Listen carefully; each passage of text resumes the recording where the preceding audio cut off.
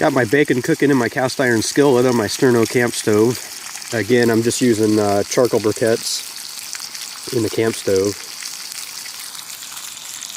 And you can see it does really good. You just have to really watch it. Your bacon will cook really fast if you get too many charcoal briquettes in there. I put less this morning. Yesterday, my bacon cooked in like 3 or 4 minutes, and it actually almost got black. And that was kind of just staying here right with it. So you kind of just have to keep moving it around. Doing better today with less charcoal.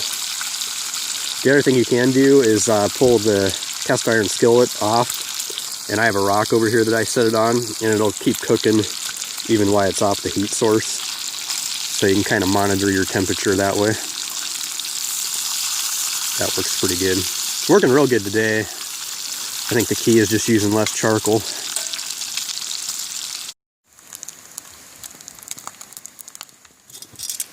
Not a bad deal for $7 for a sterno camp stove and $11 for a skillet. And you can see my bacon's already done.